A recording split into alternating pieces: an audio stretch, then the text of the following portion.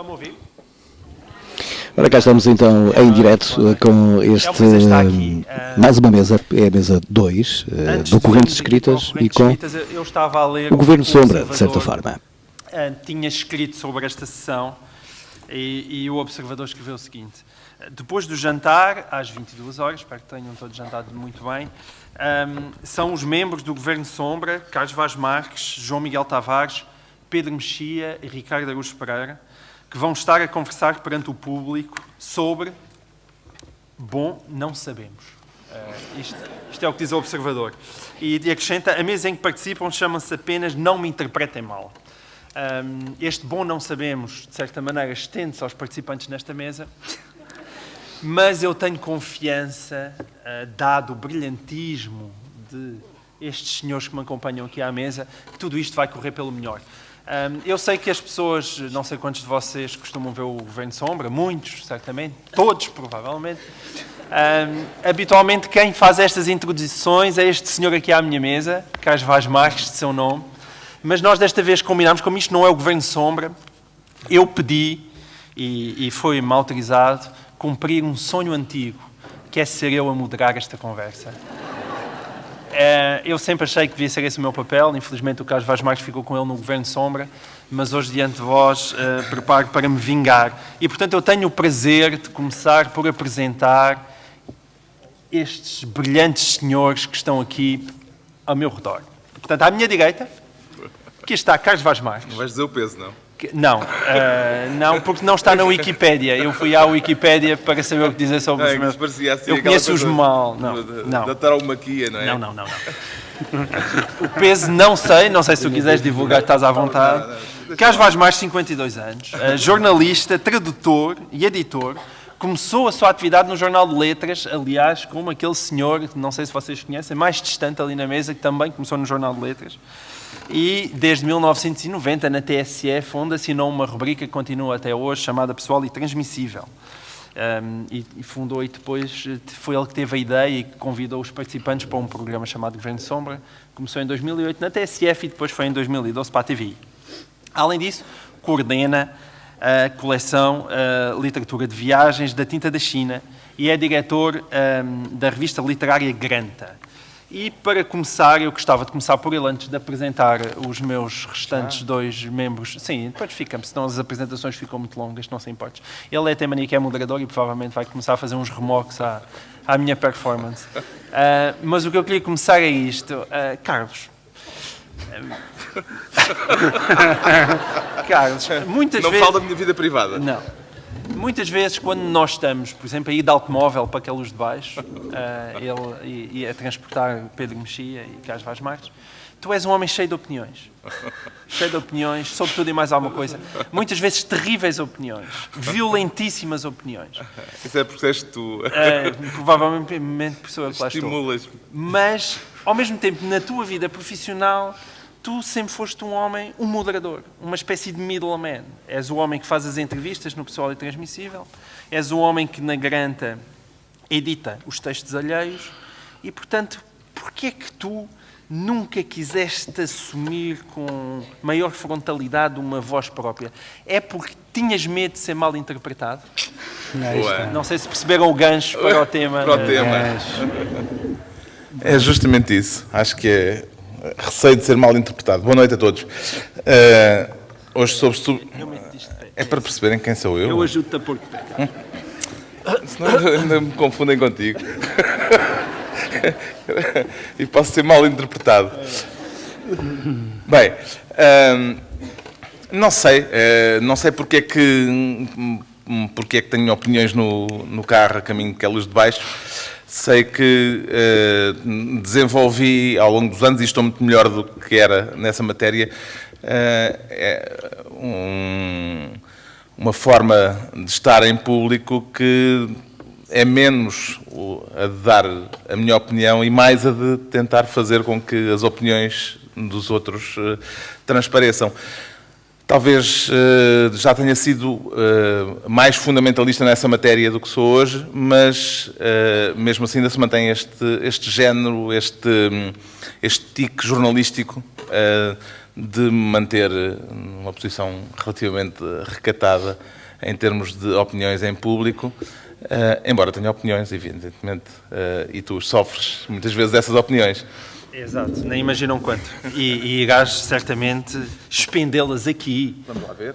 Com grande talento. Bom, então aqui à minha esquerda tenho o Sr. Pedro Mexia, 43 anos, poeta, cronista e crítico literário. Foi crítico e cronista no Diário de Notícias, no Público e no Expresso.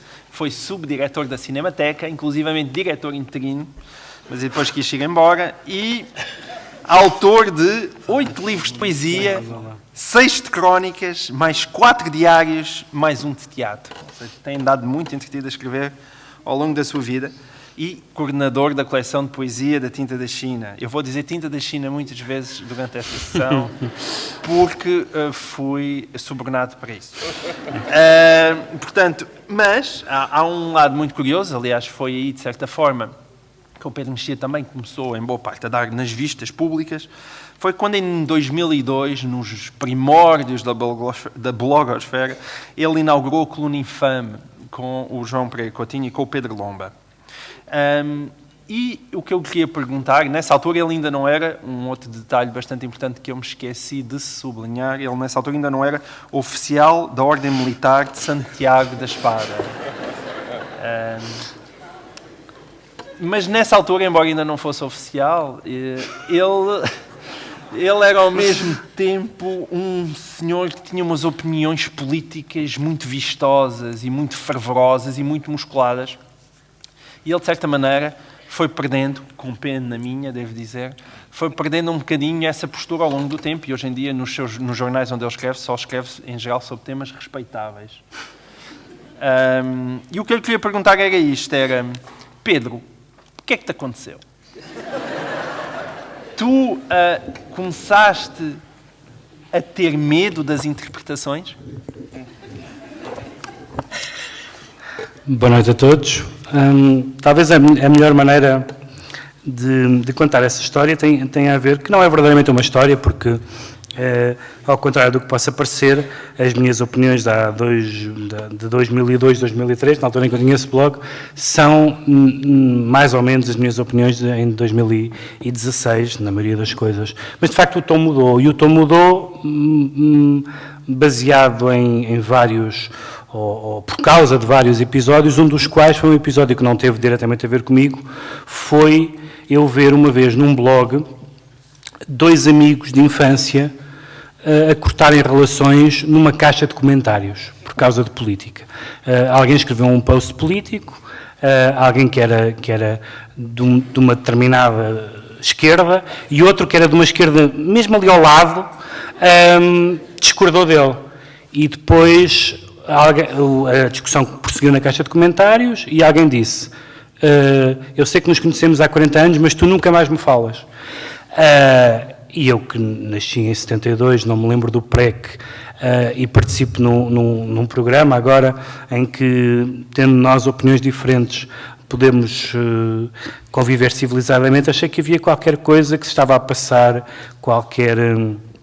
subida de tom que estava a acontecer, que não permitia que as pessoas discordassem cordatamente. Acho que as pessoas que gostam do Governo Sombra, uma das coisas que sempre nos disseram é que apreciavam o facto de nós sermos amigos, apesar de termos opiniões políticas. Como?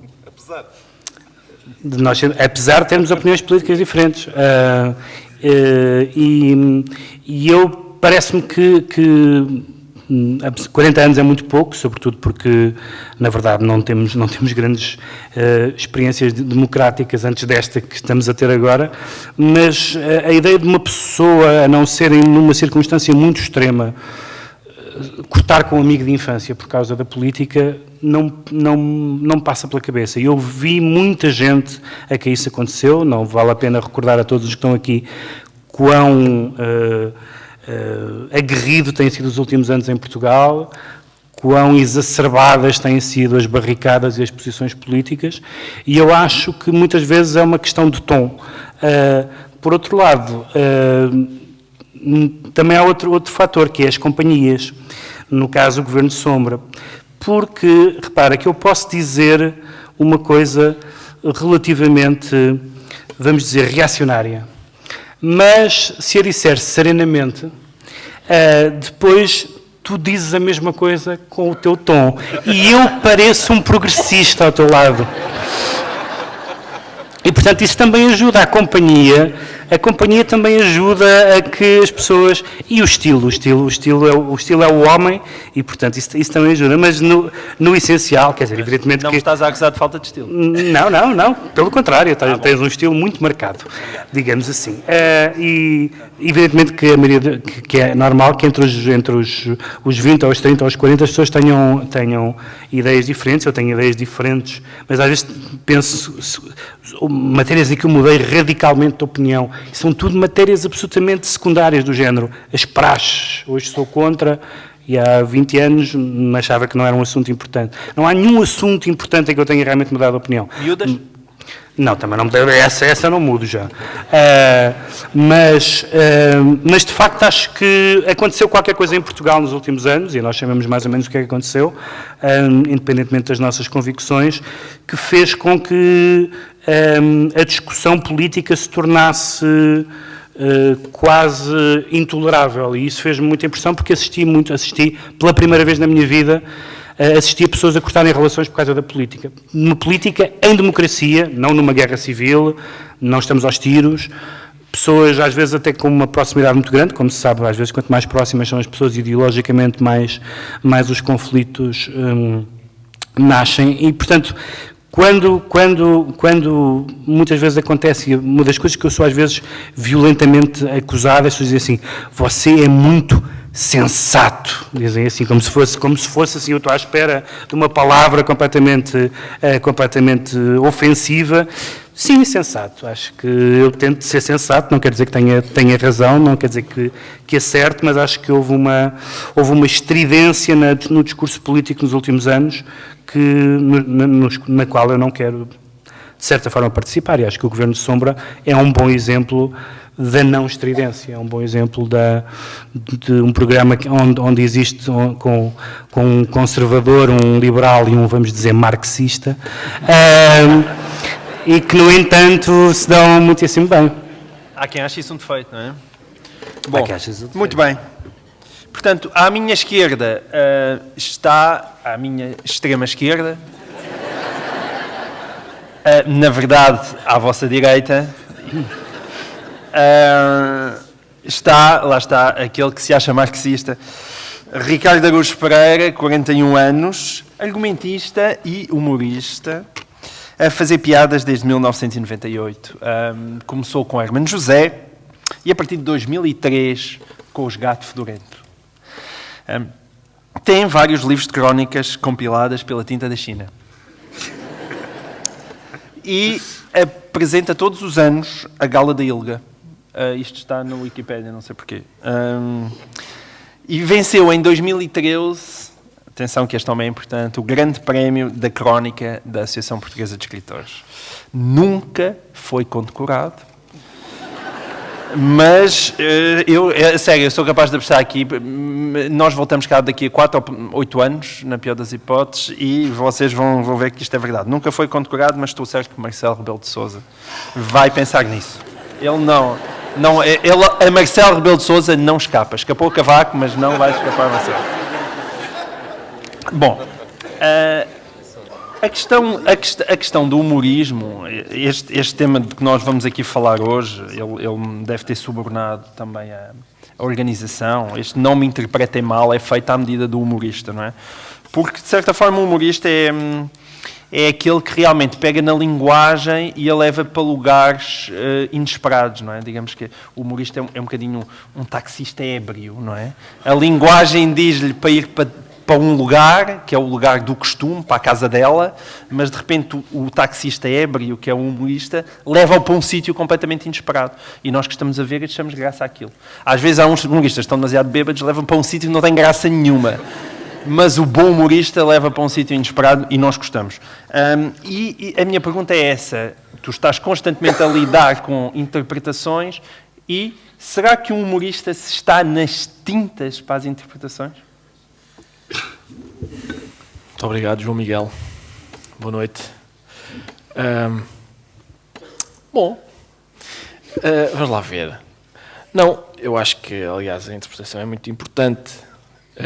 A questão é que, às vezes, se contar uma história biográfica, e, aliás, é biográfica, é da minha vida e da vida de João Miguel Tavares. Acontece o seguinte, em certo momento do Governo Sombra, tanto João Miguel Tavares como eu estávamos a ser processados por personalidades portuguesas. João Miguel Tavares entrava no estúdio todo importante, porque estava a ser processado por José Sócrates, que era primeiro-ministro. Era primeiro-ministro. E eu entrava a seguir cabisbaixo, porque estava a ser processado por Zezé Camarinha.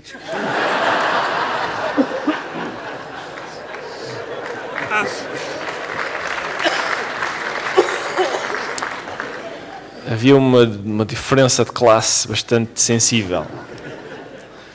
E o que aconteceu foi o seguinte, Zezé Camarinha tinha publicado um livro chamado O Último Macho Man Português. E eu, com risco para a minha própria saúde, fui ler o livro. E escrevi um texto que se chamava A Apologia da Homossexualidade em Zezé Camarinha, porque havia vários indícios ao longo do livro. Sucede que alguém foi dizer a Zezé Camarinha o que é que a palavra apologia queria dizer.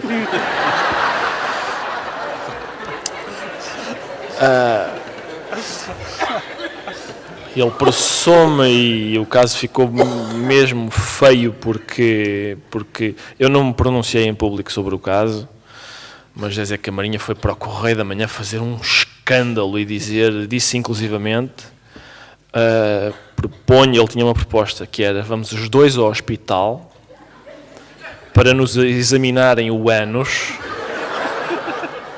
para vermos quem é que é homossexual. Eu confesso que fiquei surpreendido com o método escolhido, porque a questão é, se eu uma pessoa que fica ofendida porque supõe que lhe chamaram homossexual e a primeira coisa que me diz é eu quero ver o teu rabo, em princípio não ajuda o caso dele, não é? Mas o que aconteceu? Eu estive perante uma juíza por causa de uma recensão crítica da obra de Zezé Camarinha. Estive a ocupar tempo do tribunal, a culpa não era minha, mas estivemos a ocupar tempo daquela juíza.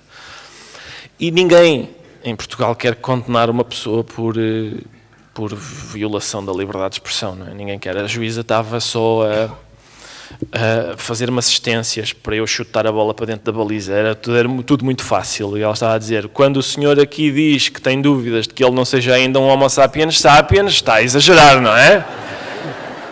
E eu, é assim, senhora doutora juíza.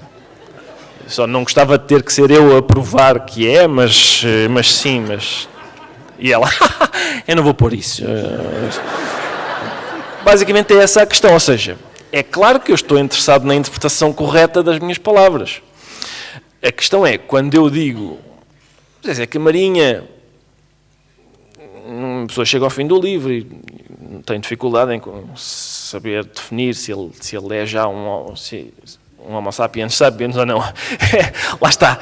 Eu tenho ido a tribunal várias vezes e uma coisa que me tem safado é sempre esta ideia. O discurso humorístico é para ser interpretado corretamente. E essa interpretação correta pressupõe que a gente compreenda que o discurso humorístico recorre muitas vezes à ironia, ao exagero, ao pastiche, etc. E tudo isso ajuda a fazer a interpretação correta daquilo que estamos a dizer. Só para dar um último exemplo que vai tornar isto muito claro. Uma vez, Pinto da Costa processou-me também. E eu ganhei sempre. Nesse ano fui o único benfiquista que ganhou alguma coisa ao Pinto da Costa. E o Pinto da Costa quis-me processar e não pediu indenização nenhuma. Ele queria mesmo que eu fosse malhar com os ossos à cadeia. Ele não estava interessado em... Não. Este senhor é para prender. E porquê? Porque nós tínhamos feito uma coisa... O jornal Sol tinha feito uma história chamada... Estou-me a alongar, se calhar. Eu perco a próxima. Tá. O Jornal Sol... Obrigado. O Jornal Sol fez uma notícia, uma espécie de reportagem, que era a história nunca contada de Pinto da Costa. E a gente escreveu outra, que era a história nunca contada da história nunca contada de Pinto da Costa. E basicamente a biografia de Pinto da Costa contada por nós. Pinto da Costa nasceu em 1940 e coisa, e era o quinto de 6 filhos, mas pagou 25 tostões aos pais e passou a ser o primeiro. Eram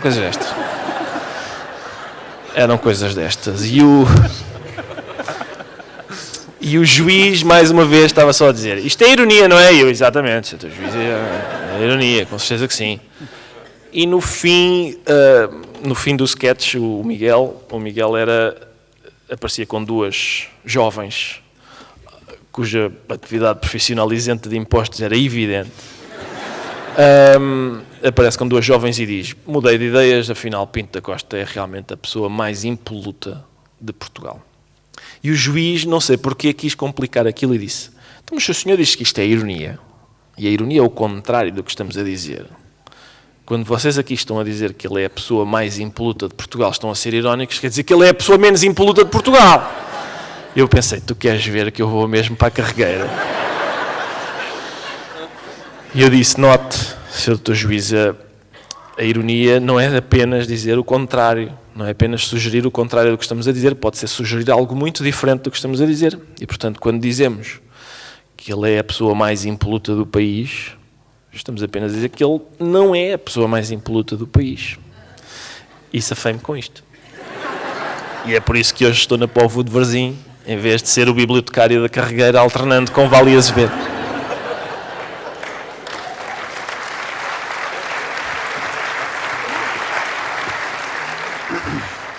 Carlos, quero novamente dizer que é um prazer estar-te a fazer perguntas. Espera lá, isso não vale, tu vais fazer isso... Não, vou-te fazer a ti outra vez, Carlos, lamento, não te vais escapar. Vou-me vingar de tudo o mal que tu me fizeste até hoje.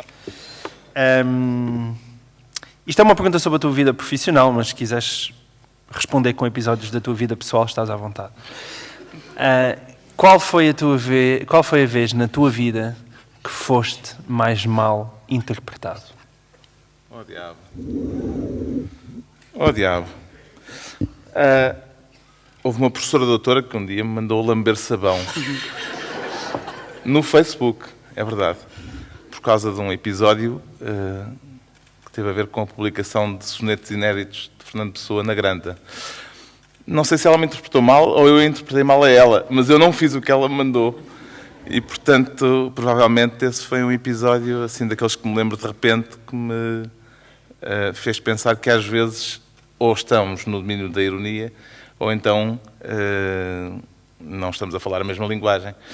Mas... ficas cabisbaixo e quebrado? Não. Fico, aliás, muito energizado. Acho bastante divertido. Uma das coisas que me diverte nas redes sociais é a possibilidade, de vez em quando, aquilo dar um bocadinho de faísca, provocar um bocadinho de faísca. É verdade que muitas vezes... Não por culpa tua, claro. Nunca. Eu não sei se vocês conhecem a página de Facebook Carlos Vaz Marques, mas aconselho imenso. É uma espécie de compensação para o rapaz bem comportado que geralmente aparece nas entrevistas e na televisão. Não, eu sou bem comportado até no Facebook também. Carlos Vaz Marques é um doce de ser humano ao vivo e é um viking no Facebook. Não, sobretudo quando mete futebol, gosto da provocaçãozinha, mas não sou o único, portanto estou muito bem acompanhado. Acho que as redes sociais permitem essa troca de galhardetes e essa picardia que é divertida, sobretudo quando nós não somos a vítima, somos o carrasco.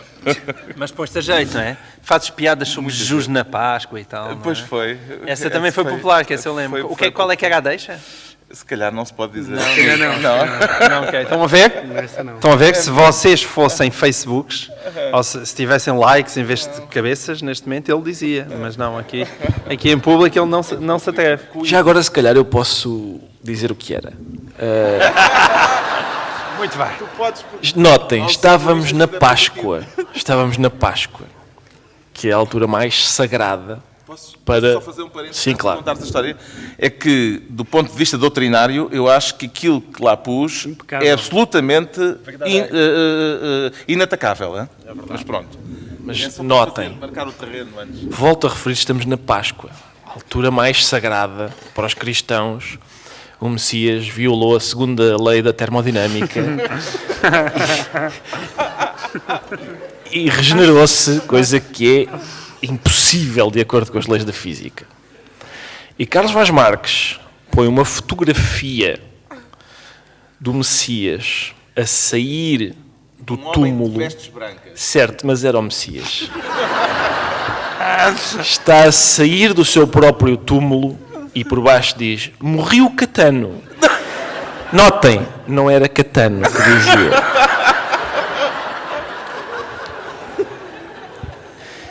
O que é que te faz pensar que Jesus Cristo não usava o vernáculo Não, nada, mas toda a sua amplitude? houve umas boas centenas de pessoas que foram... Milhares, por acaso. Sim, foram milhares.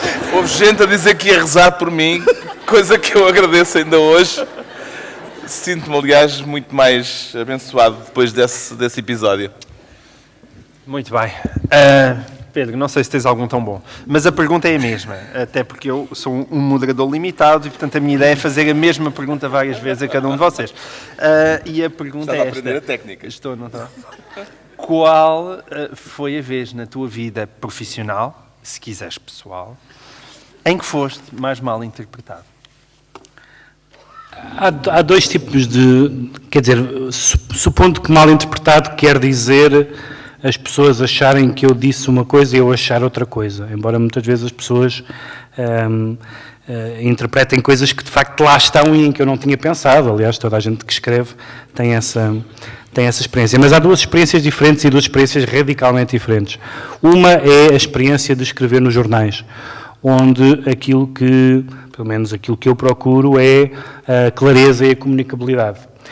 E, portanto, se alguém diz que não percebe alguma coisa, a culpa é minha porque não fiz por isso e porque houve alguma espécie de obscuridade, de infelicidade, o texto está mal escrito, e tento explicar. O que é muito engraçado é que as pessoas, como leem os jornais muito apressadamente, às vezes fazem, leem um texto, leem um artigo, acham que o autor disse determinada coisa, geralmente porque já achavam antes de ler o artigo, que era o tipo de coisas que o autor diria, depois do texto não é isso que diz, e mandam um mail a dizer, a protestar, a criticar, a dizer você é isto ou aquilo.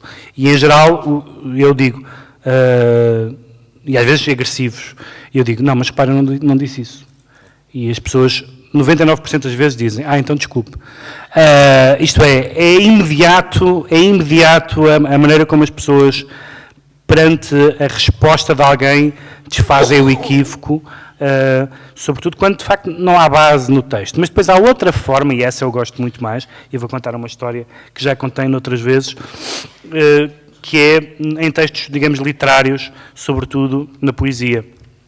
Há um poema do meu primeiro livro, que se chama Os 10.000, que é baseado num episódio conhecido do Xenofonte, das tropas a regressarem a casa, das tropas gregas a regressarem a casa depois de uma batalha e à procura do mar, porque o mar lhes indica o caminho para casa. E eu achei interessante aquela passagem, que é bastante conhecida, achei bastante interessante essa ideia da derrota, da retirada, da ida do regresso a casa, etc. Eu escrevi um poema sobre isso. O poema não tem nada de especial, é apenas uma espécie de homenagem a esse passo. E houve uma vez uma pessoa que me encontrou, uma pessoa que eu conhecia vagamente, e que me encontrou no Chiado, e que me disse assim, estou a ler o seu livro, gostei muito, sobretudo há um poema que eu gosto muito, que é aquele poema sobre os retornados do ultramar. E eu parei um bocadinho, tinha a certeza absoluta que não tinha escrito sobre esse tema, não tive ninguém da família a viver em África, nunca fui à África, não tenho nenhuma relação com o passado português. Depois percebi qual era o poema e pensei fazer o que faço como faço nos artigos, a dizer, não, atenção, eu não disse isso. Só que me pareceu que não tinha direito a fazê-lo. Isto é, pareceu-me que a razão pela qual aquele tipo de referência, que no meu caso que me tinha atraído naquela referência literária, era uma coisa muito abstrata, não ligada a nenhum episódio concreto, mas uma espécie de hipótese alegórica da retirada, da ida para casa, etc. Para aquela pessoa que tinha aquela experiência, que eu sei que tinha biograficamente aquela experiência da África e de regressar a Portugal depois da independência, não sei em que país em que ela esteve, para ela aquele poema só dizia alguma coisa porque ressoava na sua experiência pessoal. E eu senti que não só eu não podia dizer à pessoa que estava errada, como acho que ela estava certa, no sentido, estava certa na maneira em que nós estamos certos a ler poemas, sobretudo poemas que têm alguma dimensão biográfica ou potencialmente biográfica, porque estamos a ler coisas sobre a vida das outras pessoas, mas se elas têm algum interesse, também são sobre a nossa vida. Em última análise, a vida das outras pessoas, a não ser pessoas que nós conheçamos ou de quem gostemos ou que sejam próximas, a vida das outras pessoas não nos interessa muito. A vida das outras pessoas interessa-nos porque tem a ver com o mundo tal como o conhecemos, com experiências que são universalizáveis. E para mim, eu gosto dessa experiência porque tenho dado muito como exemplo do que é a tal ideia da ambiguidade na poesia, sendo que eu acho que o poema não é nada ambíguo, acho que quem percebe a referência percebe que é apenas uma glosa a essa passagem da literatura clássica, mas a ideia de que nós nos aproximamos de um objeto, neste caso de um poema, interpretando-o mal e tendo razão, porque era por aquilo estar ligado à experiência da pessoa que aquele poema teve uma força para ela que provavelmente o poema em si próprio não tinha. Isso ensinou-me que há uma diferença muito grande entre procurar a clareza e esclarecer as pessoas quando estão enganadas e procurar ou jogar com a ambiguidade, e então de facto é aquilo que se pode chamar a estética da recepção. O leitor, num certo sentido, tem sempre razão. Muito bem. História bonita, Pedro Mexia. Muito bem.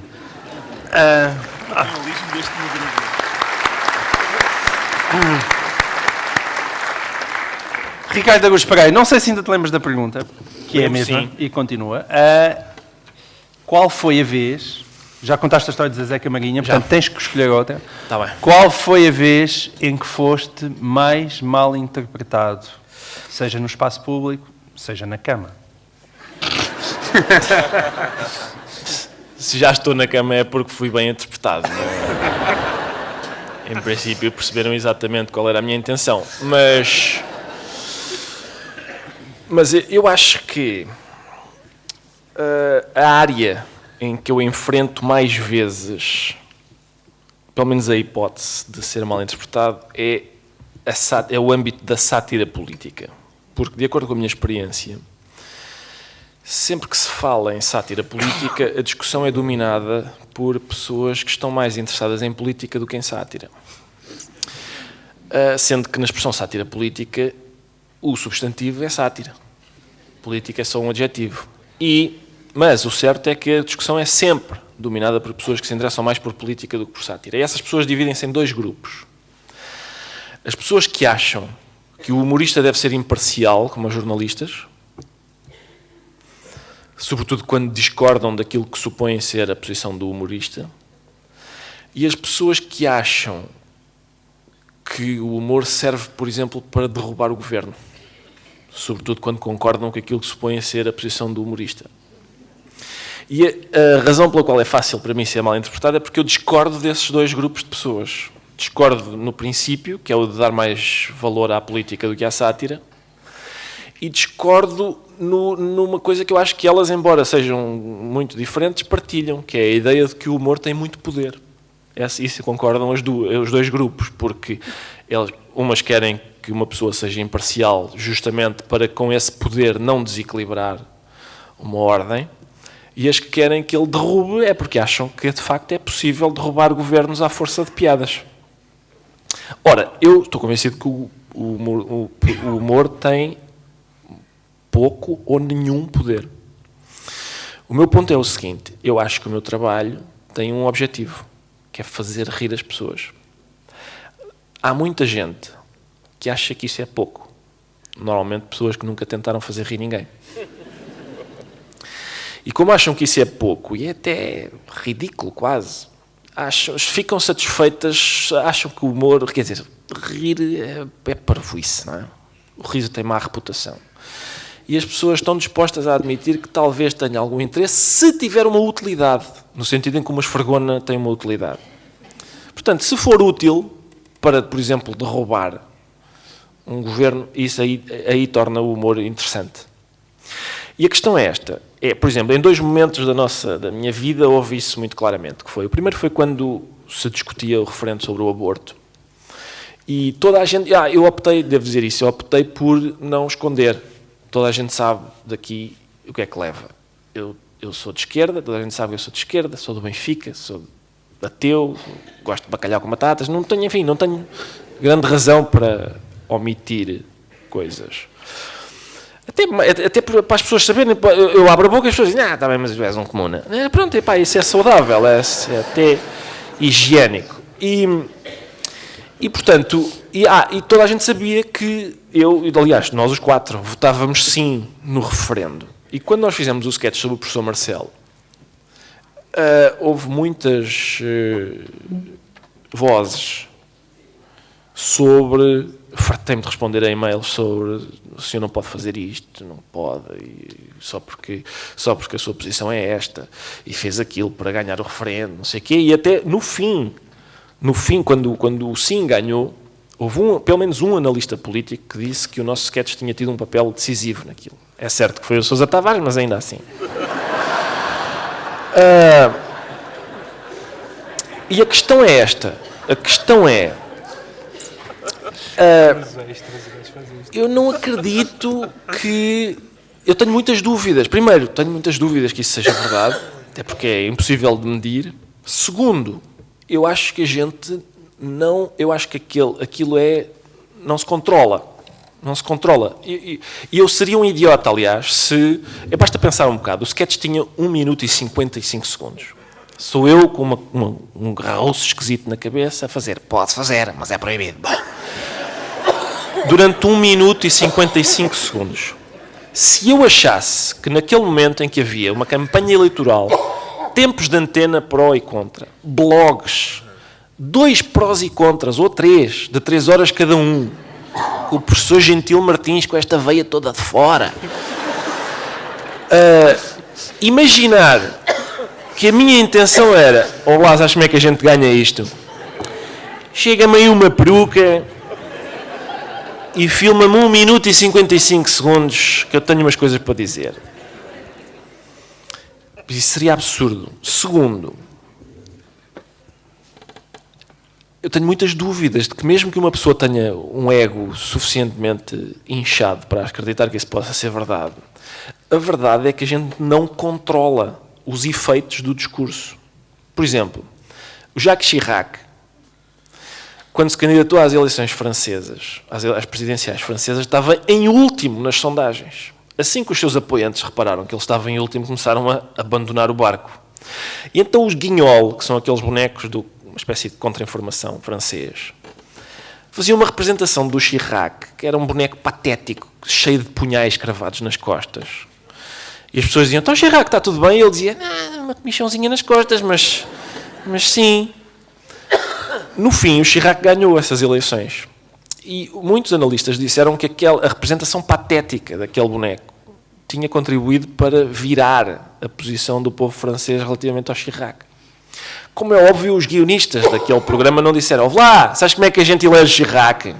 Arranja-me umas facas, que eu já te digo. E um boneco de esponja.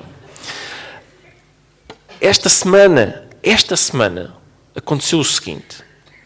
A cineasta Leonor Teles fez um filme muito engraçado sobre o facto de alguns comerciantes porem à porta dos seus estabelecimentos um sapo de loiça para afugentar ciganos. Ela ganhou o prémio. Toda a gente disse, o filme é muito giro, sacanas dos comerciantes, bandidos racistas. No dia seguinte, na capa do Jornal de Notícias, vinha a notícia. O filme de Leonor Teles faz disparar vendas de sapos de loiça. Porque as pessoas que ainda não tinham percebido que os ciganos tinham medo de sapos foram a correr comprar um. E, portanto, podia-me ter acontecido o mesmo. As pessoas podiam ter olhado para mim a fazer, pode-se fazer, mas é proibido. E podiam ter dito, este palhaço, quem é que ele julga que é? Por acaso eu até ia fazer um aborto para a semana, mas só por causa disto vou votar não. E eu acho que é importante ter isso em conta. Só uma última nota. Uma vez, acho que foi em 2008, uns nazis puseram um cartaz no Marquês de Pombal, um avião a descolar, e dizia estrangeiros fora daqui, Portugal para os portugueses e tal. E os meus amigos e eu descobrimos, lemos uma entrevista do presidente do partido em que ele dizia que com muito esforço dos militantes tinham reunido os 2.000 euros necessários para pôr o cartaz no Marquês de Pombal. E nós dissemos, olha lá, por 2.000 euros pomos nós um cartaz, pá. É uma piada um bocado cara, mas cá vale a pena. Então pusemos um cartaz que era ao contrário, era um avião a aterrar a dizer, epá, mais estrangeiros, se faz favor, isto só com portugueses não vai lá, como é evidente. São 800 anos de história que demonstram isso mesmo. E acabámos por não pagar nada, porque as pessoas, quem desenhou o cartaz fez de borla por ser para nós, quem montou fez de borla por ser a gozar com os nazis, porque quem monta cartazes são ucranianos e brasileiros, e a gente pagou uma multa à Câmara, uma multa irrisória. E, bom, a gente pôs o cartaz, e no dia em que o cartaz, a gente pôs à noite, e o cartaz amanhece, o Diário de Notícias é ali ao lado, por isso os jornalistas viram logo, estava lá um cartaz, e ligaram-me todos a perguntar o que era aquilo, e fizeram uma coisa que os jornalistas fazem muito. Olá, Ana Sousa Dias, como vai? Os jornalistas fazem muito, não foi a Ana, atenção, nem nenhum dos jornalistas presentes, acho eu, que foi perguntar o que é isto? E tem já uma resposta múltipla para eu escolher. Isto que vocês fizeram, o que é? É um movimento de cidadãos à margem dos partidos? É atividade política de independentes que realmente... Bom, e eu disse, não, é uma piada. E no dia seguinte, eu nunca mais me esqueço disto, no dia seguinte, no Público, dizia, com alguma desilusão, gato fedorento dizem que o cartaz é só uma piada. Eu nunca diria só. Para mim dizer só uma piada é como dizer, bem, aquilo entre Dom Pedro e Dona Inês é só amor. Eu nunca diria só. Para mim uma piada é uma coisa muito importante, eu não me refiro a piadas como só. Não sei para onde é que vou com esta conversa, mas eu quero contestar aqui uma coisa que é, João Miguel Tavares meteu na cabeça, não sei como é que ele arranjou maneira de fazer isto, que era, eu hoje sou só o moderador, não falo. Ora, não, eu não deixarei passar isto. Não. João Miguel Tavares, eu quero que tu digas aqui qual foi a vez em que foste mal interpretado. E vou lançar a tua resposta com um episódio autobiográfico meu, uma coisa que me acontece a título, eu diria, semanal. Muitas vezes pessoas vêm ter comigo na rua e dizem-me assim, ouve lá dizer àquele gajo do Governo Sombra, e eu faço sempre a mesma rábula, que é, quem, o Pedro? E eles dizem, não, o outro, pá, e eu, qual, o Carlos? E eles, não, eu sei desde o início de quem é que eles estão a falar, mas gosto de apertar com as pessoas. Gostava de te ouvir sobre isto, João.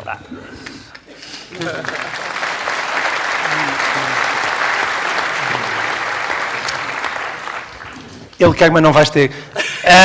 Ninguém me vai roubar o prazer de ser o moderador durante uma noite. Está a ser tão bom para mim que eu não resisto. A única coisa que eu vos posso dizer é que isto é verdade. Eu geralmente sou quem recebe mais 8 mails por causa do observador, do Governo de Sombra e das coisas que eu escrevo também no Público e tudo isso.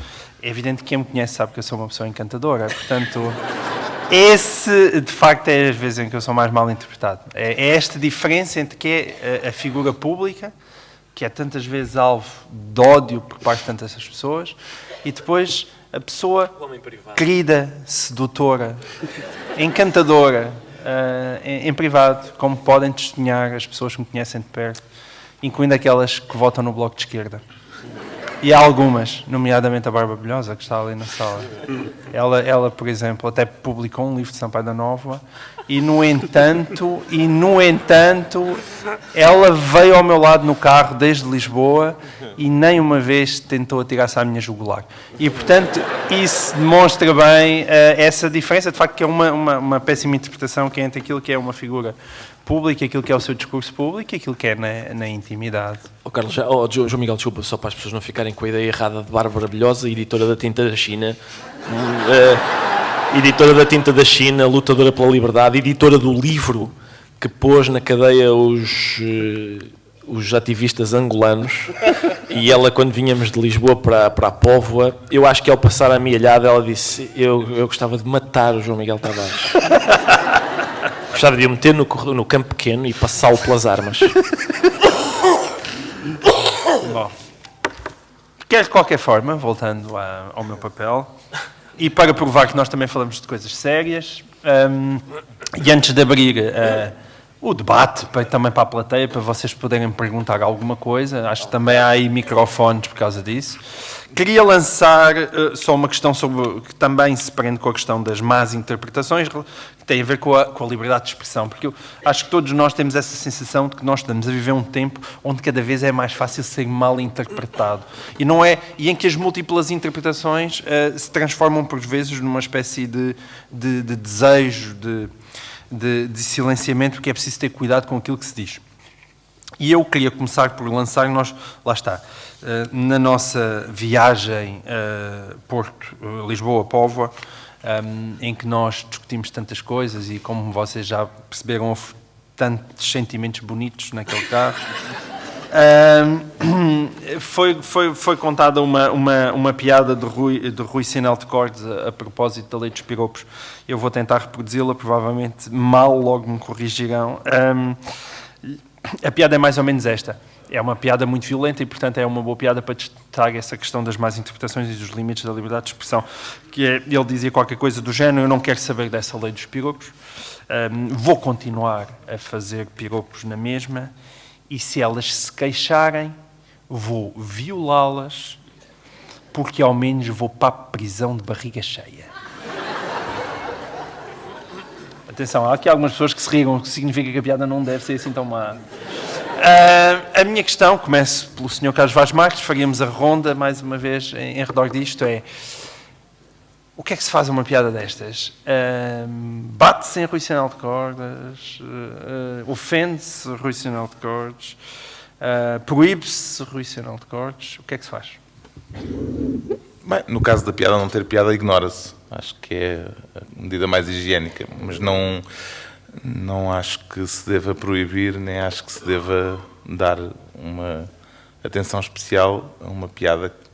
Essa piada, houve gente que se riu, mas não acho que tenha grande graça. Mas é assim que se perde o público. A última coisa é o quê? Dizer, contrariar o público. Com certeza, mas olha, é assim, está-me na massa do sangue. Estão a ver porque é que ele é um moderador, não é? Exato. Não, mas acho que a ideia é, de facto, quando... claro que há o direito de dizer que a piada, se for uma piada ou se for uma opinião muito violenta que extravasou o bom gosto, por exemplo, mas isso é uma opinião também legítima, mas não, em caso algum, pô-la em causa no sentido de dizer que deve ser proibida ou impedida de existir. Acho que é mais ou menos claro para mim que a liberdade de expressão também se estende ao mau gosto. Muito bem. Dr. Pedro.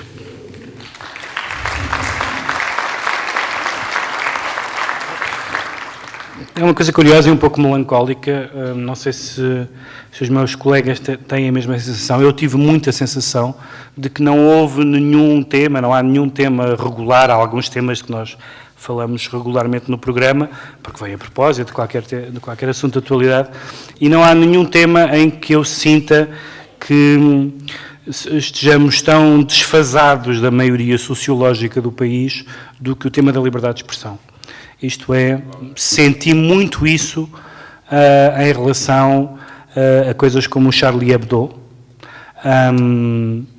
Nunca vi tantas pessoas da esquerda, da direita, crentes e ateus, a dizer não se pode fazer isto, não se pode ofender as religiões, não se pode não sei o quê, temos que moderar, temos que vigiar, temos que...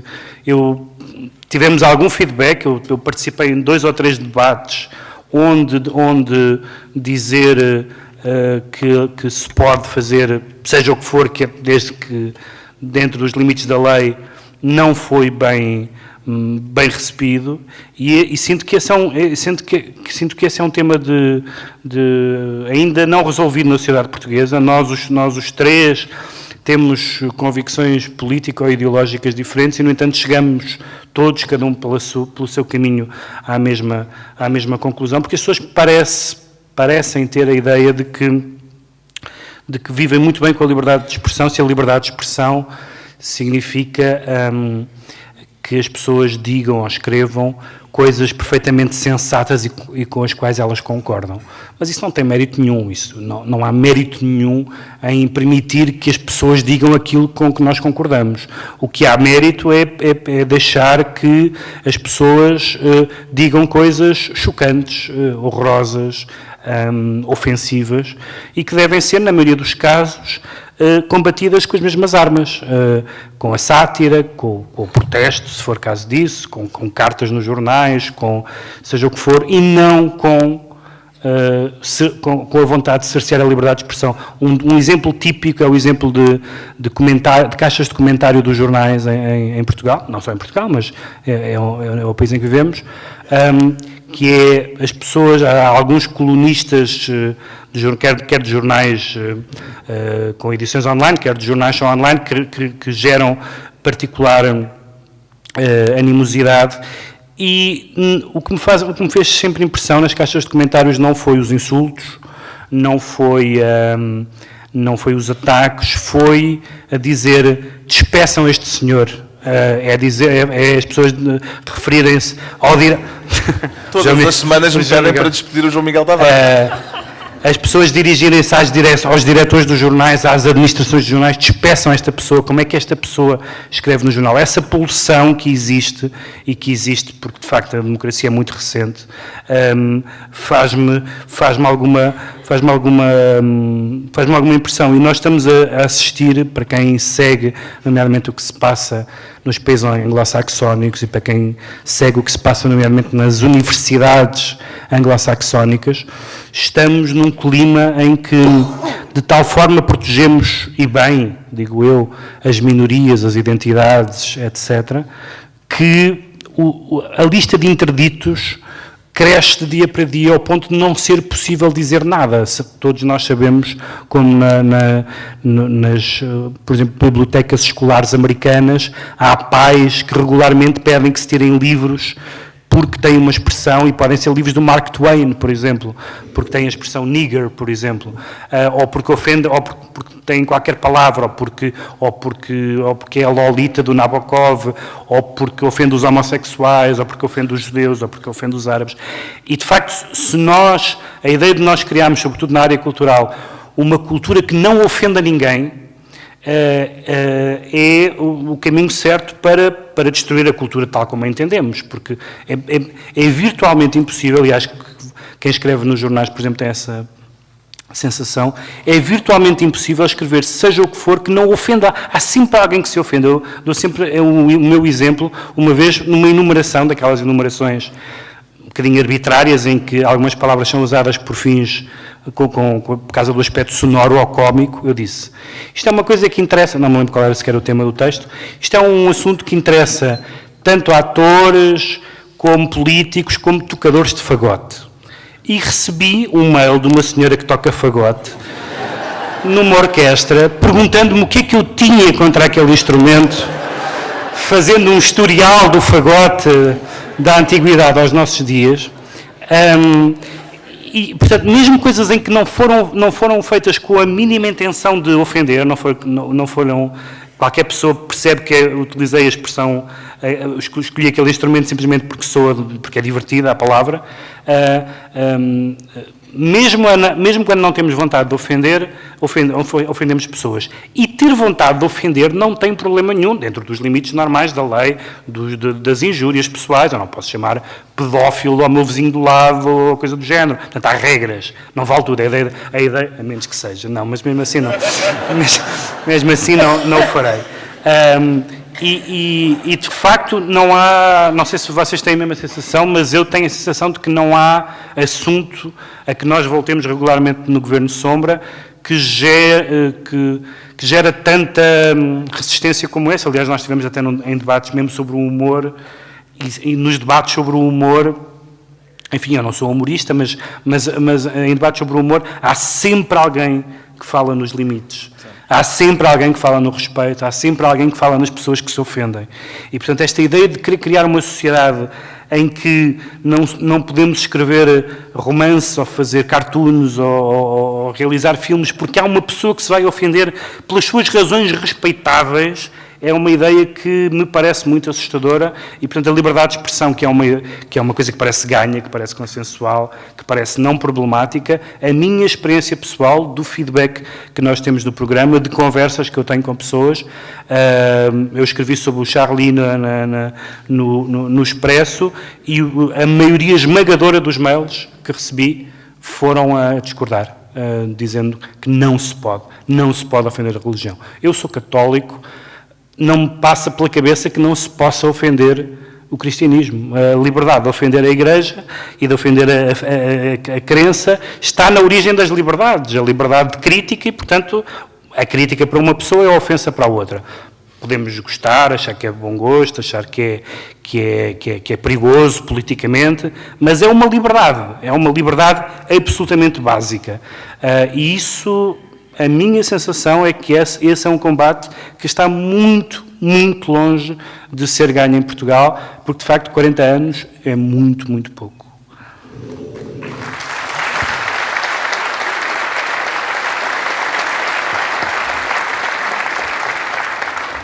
Senhor futuro condecorado.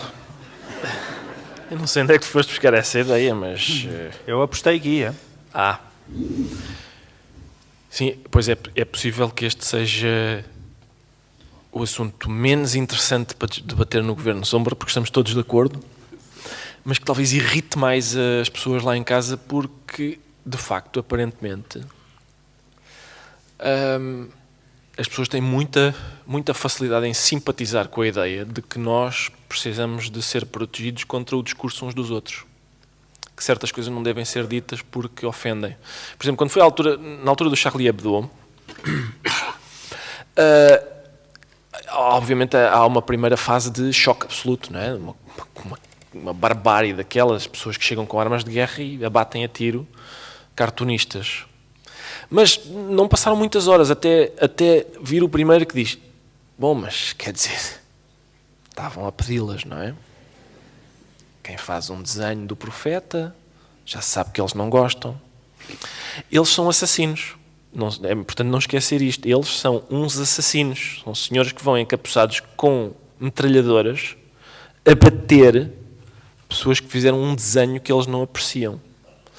E por isso, para mim foi muito curioso as manifestações em que a gente tinha cartaz a dizer Je suis Charlie.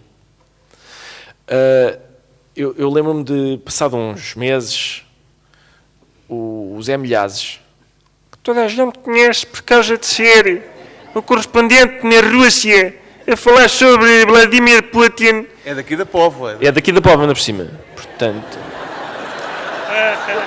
Cuidado com isso. Se calhar está até presente na sala. Talvez não. Possível que não. E ele escreveu, passados uns 6 meses, ele escreveu uma coisa no Observador que dizia assim: eu já não sou Charlie. Porque eles fizeram um desenho agora a fazer pouco de uma situação qualquer da qual ele não concordava. Ou seja, a minha posição é: o Zé Milhazes não percebeu o que é que significa empunhar um cartaz a dizer Je suis Charlie.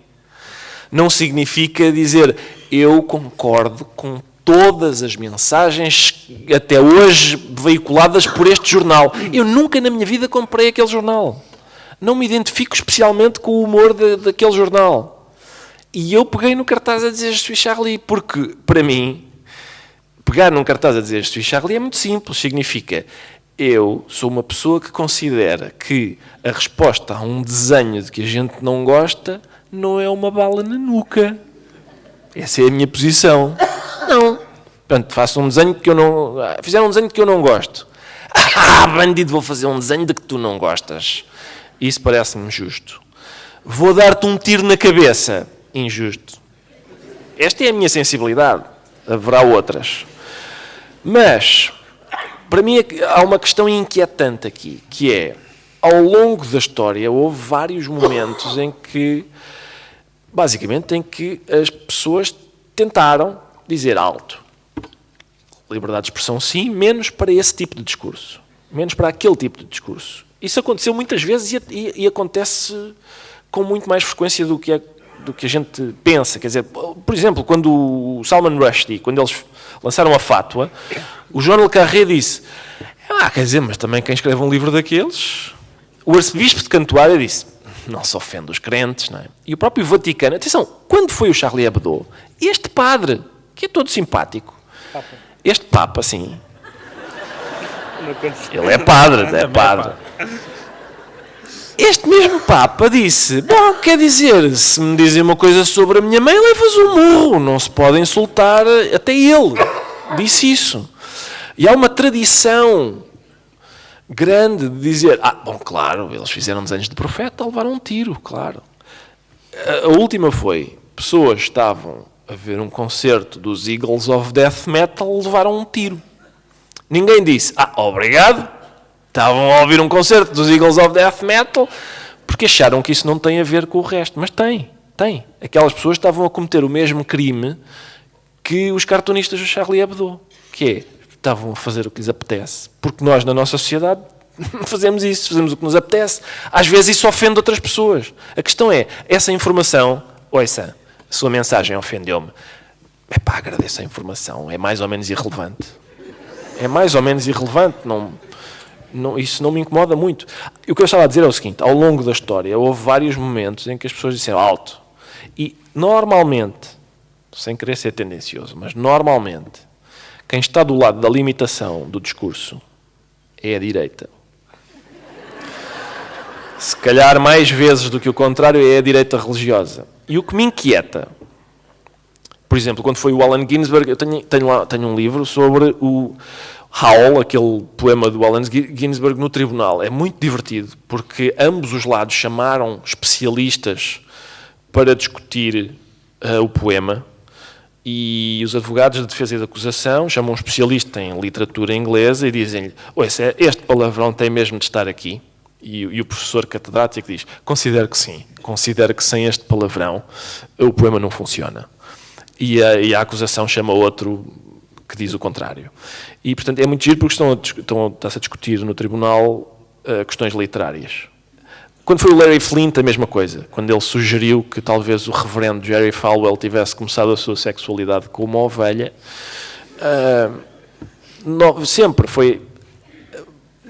Tradicionalmente foi a direita que fez isso, a direita religiosa sobretudo. Hoje, e isso é que me inquieta, é a esquerda que tenta limitar o discurso com boas intenções, que são, olha aí, isso é desagradável para um grupo desfavorecido qualquer, para os negros, isso é desagradável para, etc, etc. E é essa... Isso nota-se, por exemplo, nas universidades. Só esta história para acabar. Uma universidade americana, duas histórias. Uma determinada universidade americana resolveu encenar a peça Monólogos da Vagina. Não chegou a encenar. Um grupo de estudantes revoltou-se e disse, essa peça é ofensiva para as mulheres que não possuem vagina. Encenem uma mulher que seja mais amiga para as pessoas transgênero. Uma associação de estudantes, numa universidade americana também, uma associação de estudantes asiático-americanos, fez uma exposição sobre aquilo que eles chamam microagressões, aquilo que se chama hoje, nos campos em geral, microagressões. E a exposição tinha microagressões que os estudantes asiático-americanos sofrem todos os dias. Eram, por exemplo, um papel que dizia assim, tu és chinês, deves ser muito bom a matemática. Eram preconceitos desses, que eles chamam microagressões. Um outro grupo de estudantes asiático-americanos exigiu a retirada da exposição sobre microagressões por considerar que ela constituía uma microagressão. Toda a gente estava microaleijada por causa daquelas microagressões. E aquilo teve de ser retirado. E portanto, bom, é isto. Vamos avançar. Vamos avançar, Cristina.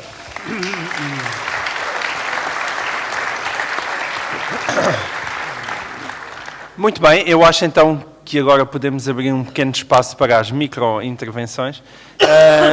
Vocês já sabem que eu sou um perigoso neoliberal, portanto, da mesma forma que eu gostaria que fossem cortadas as gorduras do Estado, eu cortarei nas gorduras das intervenções. E, portanto, por favor, façam perguntas e não longos comentários, como às vezes acontece em Portugal, dada a nossa evidente falta de produtividade. Portanto, eu não sei se alguém queria começar depois de eu ter ofendido potencialmente montes de pessoas na plateia. Já agora, eu não faço ideia de dizer que horas é que isto acaba. Eu, por mim, estou aqui a noite toda, mas se alguém me quiser dizer a que horas é que é suposto a sessão acabar, não sei, levantem um cartaz.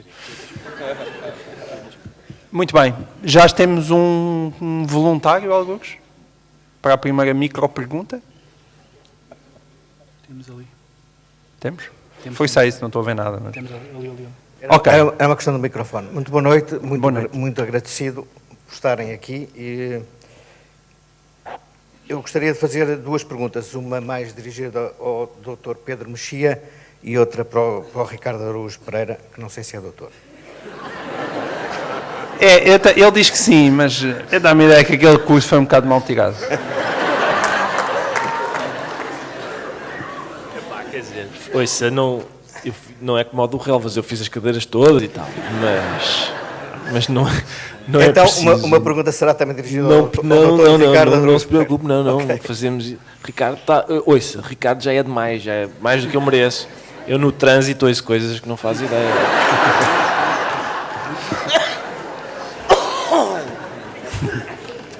A Diga, questão por favor. para o Pedro Mexia era a seguinte: se a estridência ou crispação política que de facto parece existir no país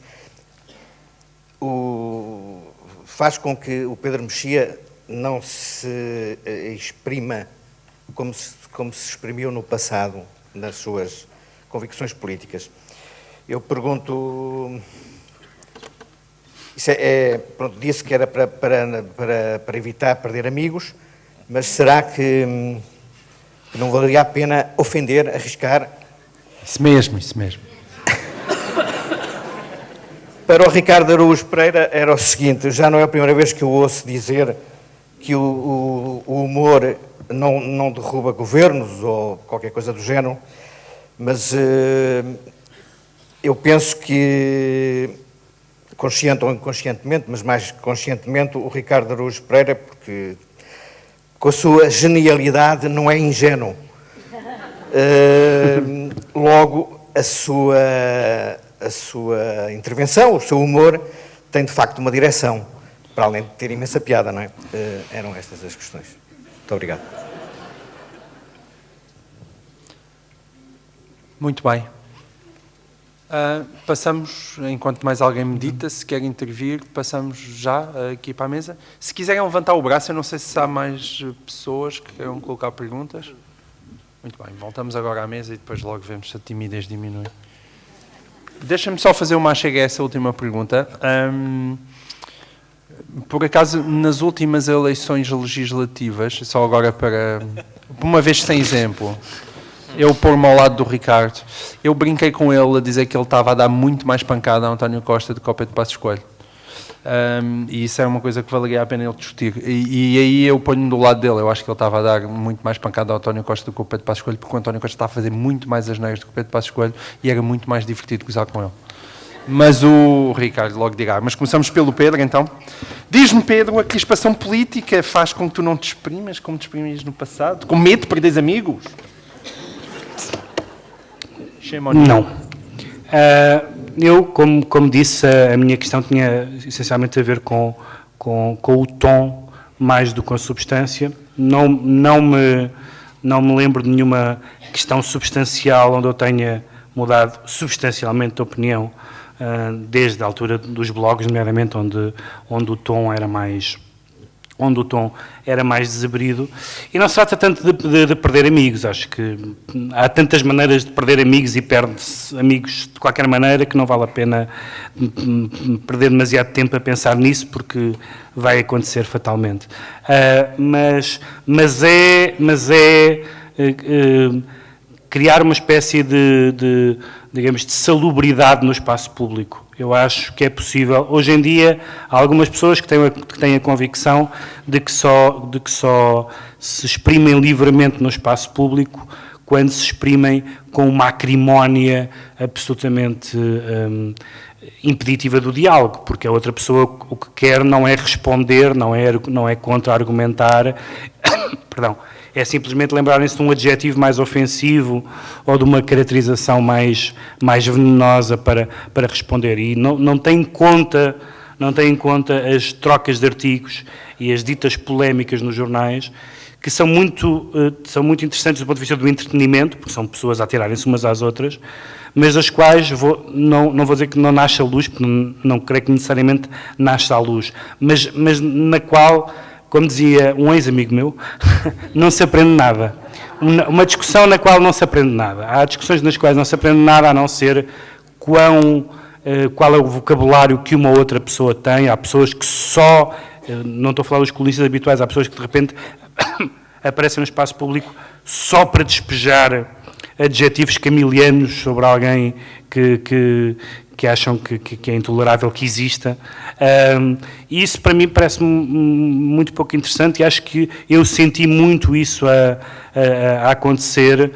Vi inclusivamente pessoas em várias áreas que eu conhecia como pessoas, digamos assim, equilibradas, e com, por exemplo, e com essa lógica da parada-resposta dos blogs, com as redes sociais, etc., dizerem coisas que eu sei que elas próprias se envergonharam, porque simplesmente foram atrás de um clima de hostilidade imediata, porque num jornal, apesar de tudo, ainda se manda o texto, ainda há supostamente um editor, ainda há alguém que revê, etc., na net é tudo imediato, e portanto as pessoas de repente escrevem coisas que se arrependem no dia seguinte, e eu de facto observei demasiados casos desses. Agora, é evidente que acho que as pessoas interpretam certo tipo de expectativas políticas de uma forma pré-concebida e imediatista, ou seja, eu em nenhum momento da minha vida, em nada do que eu escrevi ou que eu defendi, me senti irmanado com pessoas para quem tudo o que é Estado é inaceitável. Em nenhum momento da minha vida eu me senti que as minhas opiniões políticas sobre o Estado, não sendo eu estatista, não sendo eu socialista em nenhum sentido da palavra, que as minhas convicções políticas era acabar com o Sistema Nacional de Saúde, privatizar tudo, acabar com as redes de apoio. Nunca foi isso, eu nunca defendi isso, e portanto, muitas vezes as pessoas estão à espera, as pessoas desiludem-se porque nós não dizemos aquilo que elas esperavam que nós disséssemos, mas coisas que nunca estiveram na nossa cabeça. Eu não sou um democrata cristão, mas tenho simpatia por algumas das ideias de uma democracia cristã, e acho que, havendo uma sociedade desigual, o Estado é necessário, e nem sequer é um mal necessário, o Estado é necessário. E, portanto, há imensas pessoas que me confrontam com o facto de eu não achar que o Estado devia ser abolido, mas eu nunca achei isso, eu nunca disse isso. As pessoas ouvem coisas, há pessoas que acham que liberal quer dizer uma coisa, há pessoas que acham que conservador quer dizer outra coisa, mas isso são as expectativas delas. Na verdade, muitas das coisas que eu senti no programa ou fora do programa, de alguém dizer, tu não disseste isso, por qualquer razão, eu respondo sempre assim, eu não disse isso porque eu não acho isso. Nunca achei isso, e em lado nenhum acredito, e em lado nenhum vais encontrar alguma opinião minha nesse sentido. E, portanto, é mais isso, é mais uma gestão de expectativas. As pessoas ainda, lá está, reagem intuitivamente ou instintivamente às palavras. A palavra direita em Portugal tem uma conotação que se percebe porque é que tem, mas que lembro-me da primeira vez quando eu tinha um blog e escrevia sobre música pop, e lembro-me de uma pessoa que disse assim, eu pensava que as pessoas de direita só gostavam do António Calvário.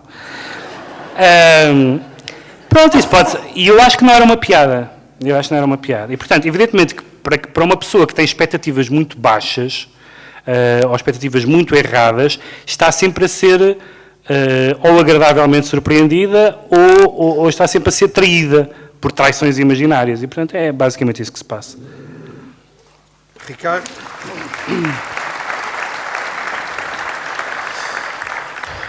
Boa noite, passou bem? Em primeiro lugar, deixe-me agradecer a sua pergunta e, sobretudo, o modelo da pergunta que, quando disse, Ricardo, tendo em conta a sua genialidade, eu creio que é um modelo a seguir por todos os presentes na sala.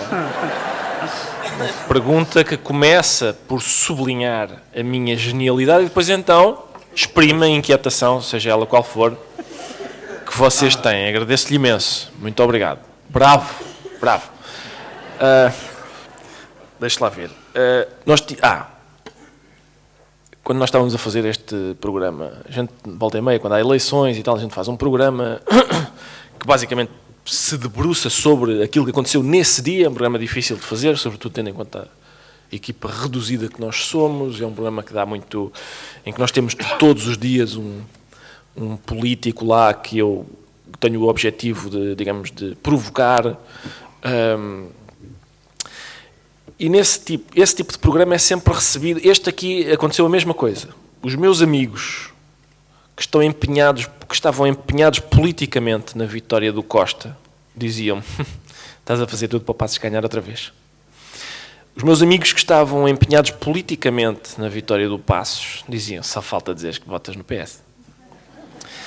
E os meus amigos cidadãos normais que não estavam politicamente empenhados numa nem noutra diziam: aquilo na sexta-feira estava engraçado. Eu trabalho para este terceiro grupo. Por exemplo, o João Miguel estava a dizer, ele bateu mais no Costa do que no Passos. Acredito que tenha acontecido, mas por causa de circunstâncias da campanha, porque o Passos estava caladinho que nem um rato, a ver se passava tudo, ninguém fala no Banif, está calado, não sei o quê, a ver. E o Costa estava, por exemplo, quando...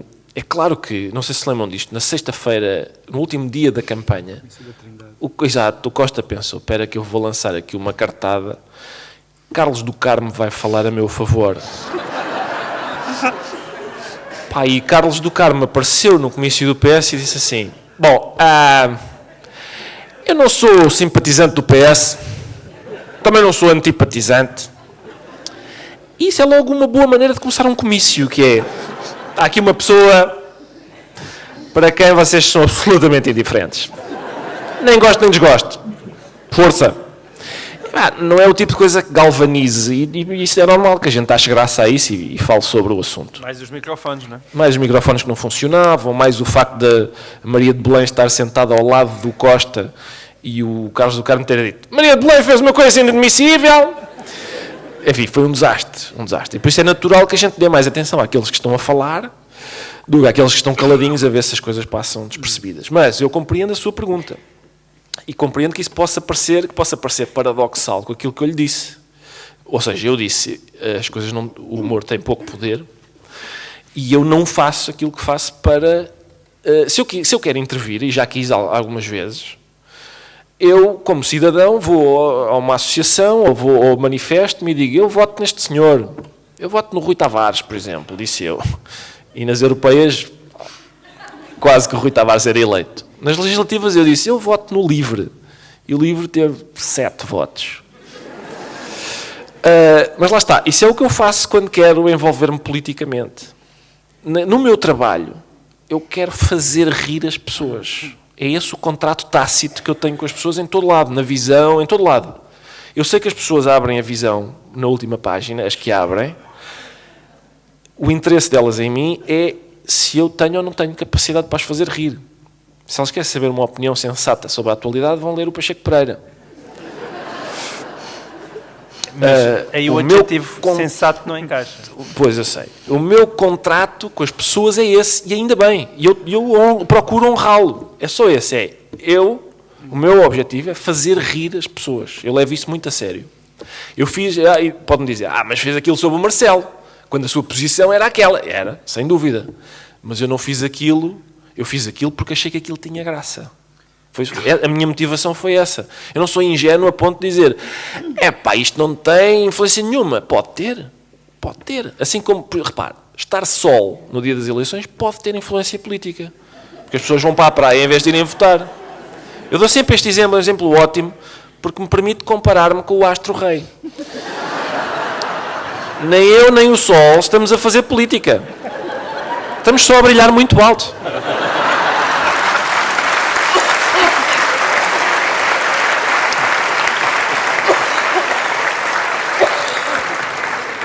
repare, eu acho que isto é saudável para qualquer... Eu acho que qualquer humorista que tenha uma perspectiva diferente sobre o seu trabalho está tramado. Toda a gente conhece o Jon Stewart, um programa americano chamado The Daily Show, que era apresentado até há pouco tempo por um apresentador chamado Jon Stewart. Era um programa que é, aliás, aquele ao qual a gente foi copiar o formato daquele que a gente costuma fazer nas eleições. É um programa que fala sobre aquilo que acontece nesse próprio dia. A Fox, a cadeia de televisão Fox, disse: este programa tem uma orientação ideológica para a esquerda. E era verdade, tem uma orientação liberal. Aliás, o Jon Stewart também nunca escondeu isso. Então a Fox News quis fazer um programa que combatesse aquele, que fosse a mesma coisa, mas de direita. O programa chamava-se The Half an Hour News Hour. E a razão pela qual ninguém se lembra dele é porque durou, 12 programas. E durou 12 programas por uma razão. Por causa daquilo que eu disse. Porque o objetivo não era fazer rir. O objetivo era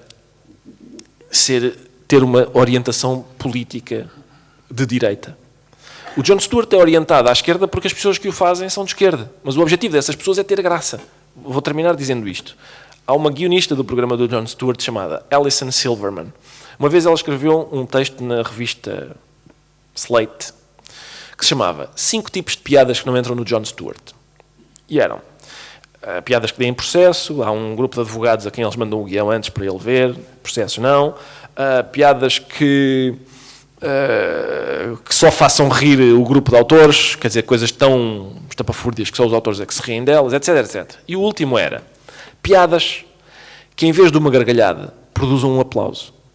É muito fácil produzir um aplauso. Se eu disser, estes bandidos do governo e os nossos impostos vão para tudo o que não presta e há pessoas que realmente precisam e não vão. E as pessoas... Só que esse não é o objetivo, não é para isso que me pagam. Não me pagam para eu ir receber muitas palmas. Pagam-me se eu conseguir fazer rir as pessoas. Que é mais difícil do que receber muitas palmas. Dizer coisas sensatas é muito fácil. Fazer rir as pessoas é complicado. Toma, Pedro Mexia. Pedro, atenção. Desculpe, apercebo-me agora. É que foi absolutamente sem querer. Eu sou uma pessoa tão execrável. Eu percebo-me agora que ofendi o Pedro Mexia e não estava a tentar. Foi mesmo sem querer. Eu estava só a tentar dizer que... Não era, aliás, era mais por causa do Pacheco Pereira. Eu queria atingir. Era quem eu queria chatear. Muito bem. Mais alguma pergunta? Alguém que levantar aqui um braço no ar. Aqui, terceira fila ao centro. Ligeiramente mais descaída para a direita. Não, acho que não. Parece que é para a esquerda. A esquerda estava toda preenchida. Muito obrigada. Boa noite. Boa noite. A propósito de fazer rir as pessoas, tinha uma pergunta Donald Trump. Alguns cronistas americanos têm falado sobre o material que o ridículo do Trump traz para a comédia, quer dizer, os comediantes americanos quase já têm o trabalho feito com todos os disparates que o Trump faz, mas alguns têm chamado a atenção para o perigo de se dar tanta atenção e tanta visibilidade àquilo que pode parecer para qualquer pessoa com um mínimo de bom senso uma coisa ridícula, mas que muitas pessoas levam a sério. E a perguntar-vos um pouco acerca disso e como é que vocês, no vosso trabalho, traçam esse limite, se é que o traçam. Como aqui já se perguntou, se há coisas que são demasiado ofensivas para se fazer humor, não, mas será que há coisas que se faz piadas e que não se devia dar tanta atenção? Enfim, a pergunta é Donald Trump, basicamente. Muito bem. Obrigada. É sempre bem. Mais alguém quer fazer uma pergunta? Passamos à mesa. Enquanto meditam mais um pouco, é uma de cada vez. Há um braço. Onde está um braço? Ok. Muito bem. E então, agarrado desse braço está um ser humano também. Fundo à esquerda, aquele senhor está a se levantar. Muito obrigado. Pode lá fazer chegar o microfone ou o senhor tem uma voz tão poderosa que se vai ouvir? Muito bem, tem. Confirma-se. Em primeiro lugar, saudades e depois gostava de perguntar, aliás, Em primeiro lugar, afirmar que je suis chatriz, portanto, vou dizer as minhas preferências. Admiro muito Carlos Vaz Marques, o Ricardo Araújo Pereira, isto é por ordem hierárquica. Então, por favor, não diga o último. Não diga... Não. Faça assim. Não diga se é do fim para o princípio ou do princípio para o fim. Só o penúltimo, Pedro Mexia. O rapaz veio de Lisboa, repara. São centenas de quilómetros, e depois aparece um senhor e diz: eu não gosto de você. O que significa que me sinto em casa. Vou pôr uma questão ao coordenador, Carlos Vaz Marques. Em primeiro seria... Não hoje. Gostava que me dissesse se existiu alguma vez, alguma sombra depois do governo Sombra. Alguma sombra? Existiu algo que os microfones não captaram, alguma coisa que aconteceu entre vocês, quase marcada. Bem, Uma ótima pergunta. Apesar. Queria a seguinte pergunta. Há uma festa em sua casa para comemorar o aniversário das suas filhas. Só pode convidar uma pessoa.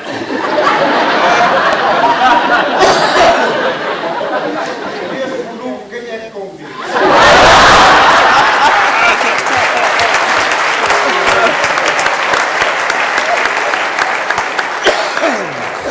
Bom, isto é a cereja em cima do bolo. Acho que podemos deixar para o fim a pergunta do $1 milhão.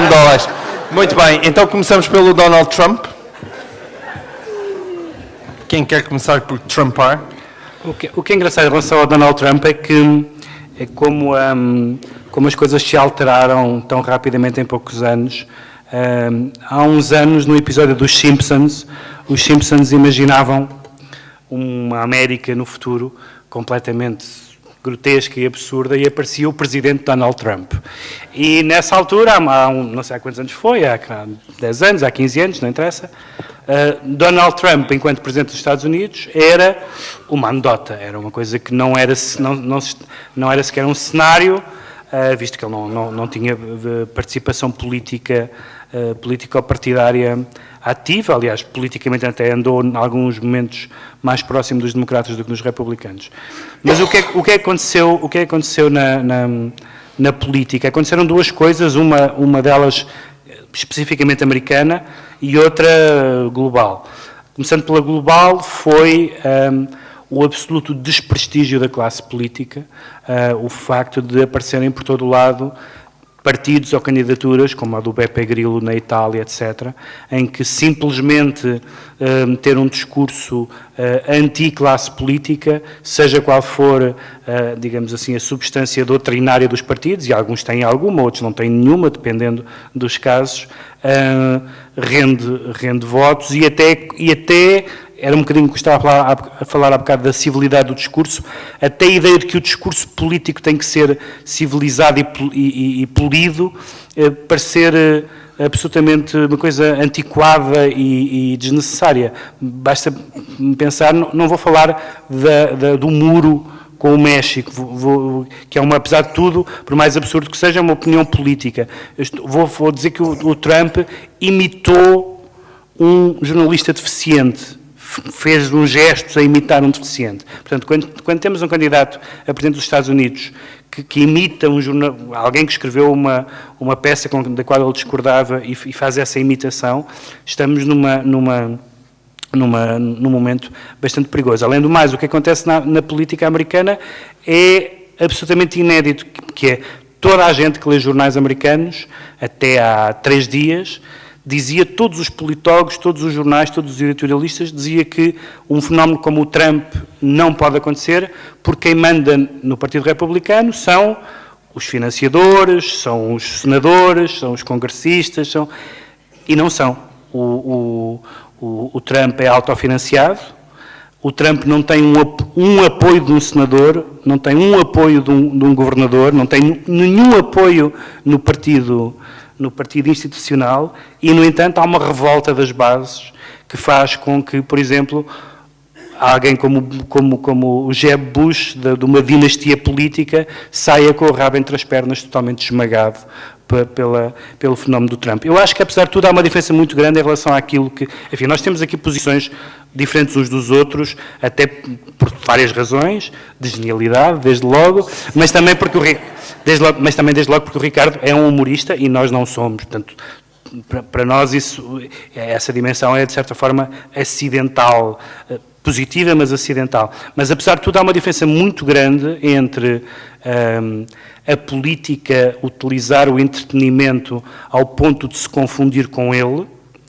e um programa de entretenimento, como é o Governo Sombra, tentar cooptar temas políticos e falar de temas políticos. Nós temos todos a experiência de pessoas, sobretudo pessoas que ouvem o programa na rádio ou que ouvem o podcast, pessoas que não leem jornais, pessoas mais novas em geral, até que estudam no estrangeiro ou que vivem no estrangeiro, e que têm conhecimento de certos assuntos políticos porque nós falamos deles num contexto, uma coisa que é um bocadinho assustadora e que a nenhum de nós agrada que seja esse o modo de contacto com as questões políticas. Pelo contrário, nós sempre imaginámos o programa como um programa que tem graça ou interesse, ou seja o que for, para quem já sabe do que é que nós estamos a falar.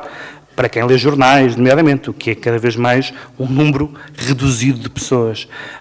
E, portanto, acho que, desse ponto de vista, não me parece, aliás, saiu recentemente um ensaio chamado Política e Entretenimento, na coleção da Fundação Francisco Manuel dos Santos, e é muito diferente a política e o entretenimento se visto do lado da política e de um certo abastardamento e se visto do lado do entretenimento.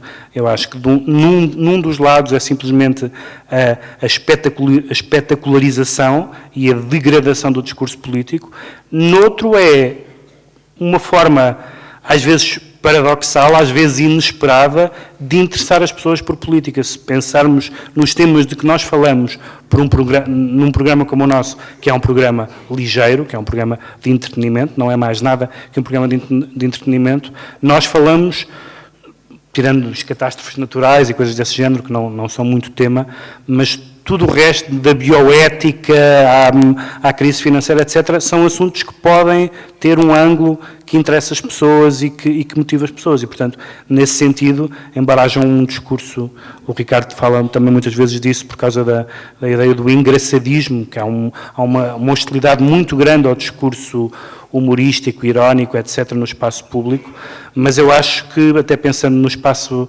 da imprensa anglo-saxónica, que isso não é um problema, pelo contrário. Ricardo, sobre o Donald Trump. Vamos a isso.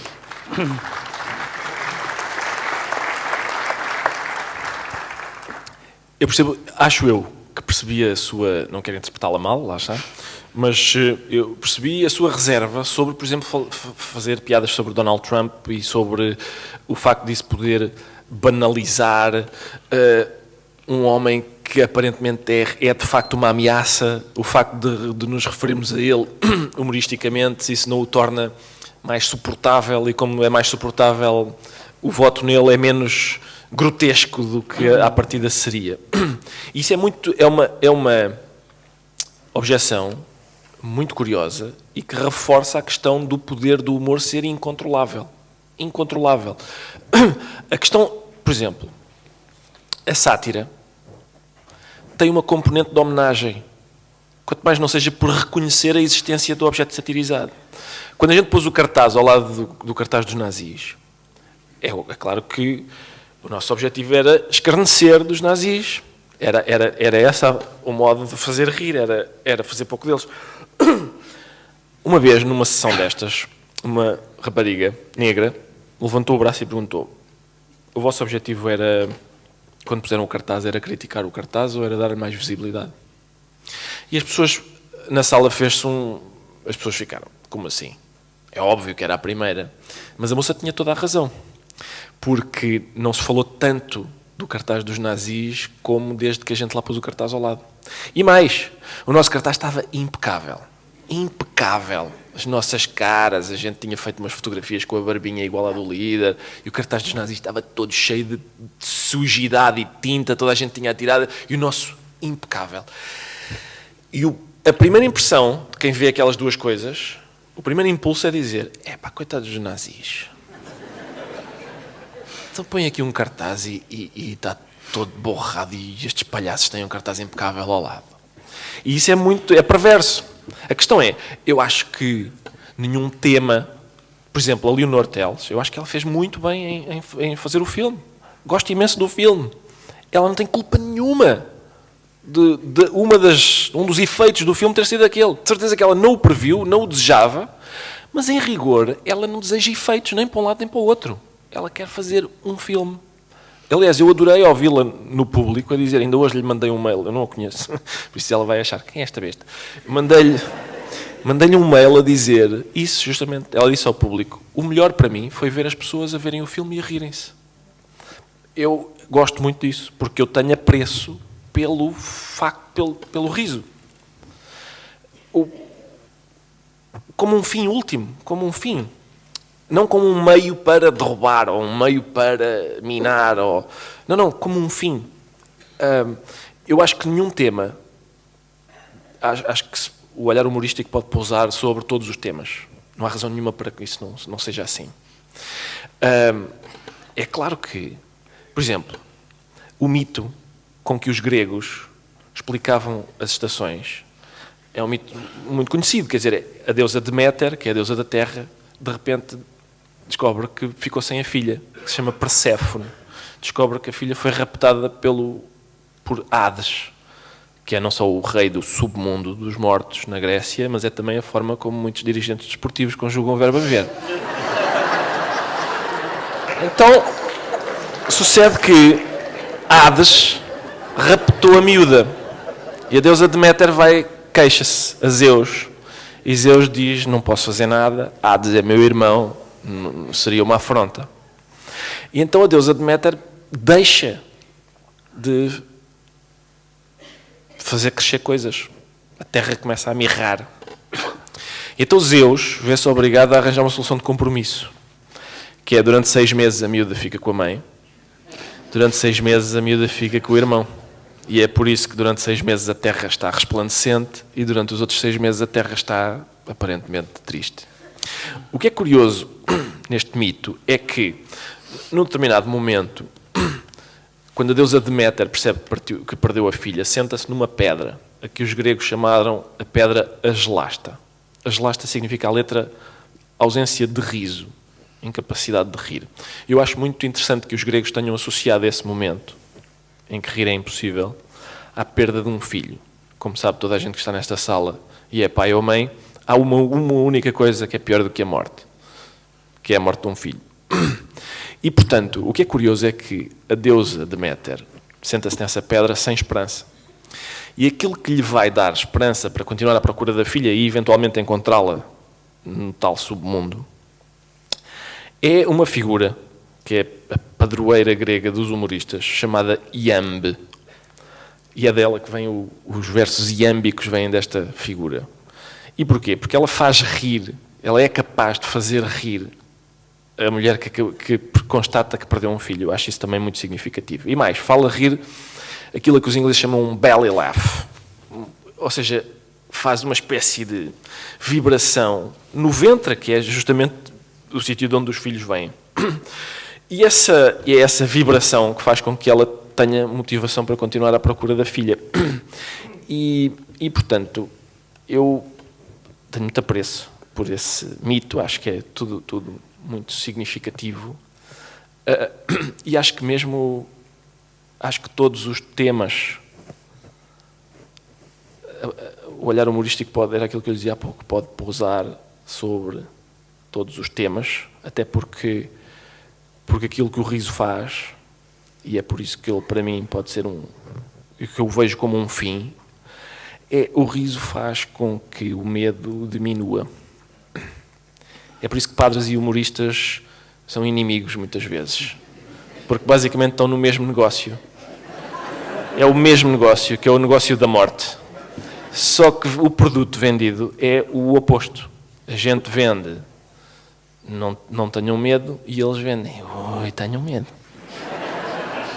É mais fácil de controlar uma pessoa que tem medo. E portanto, para mim não é por acaso que em quase todos os epitáfios, ou muitos epitáfios, muitas últimas palavras são humorísticas. porque essa é a nossa maneira de reagir a isso, basicamente, a um medo que só nós é que temos, porque só nós é que temos consciência de que vamos morrer. É uma coisa que faz sempre muito efeito, vais ver que vais gostar, que são as últimas palavras do São Lourenço, não sei se conhecem, é muito divertido.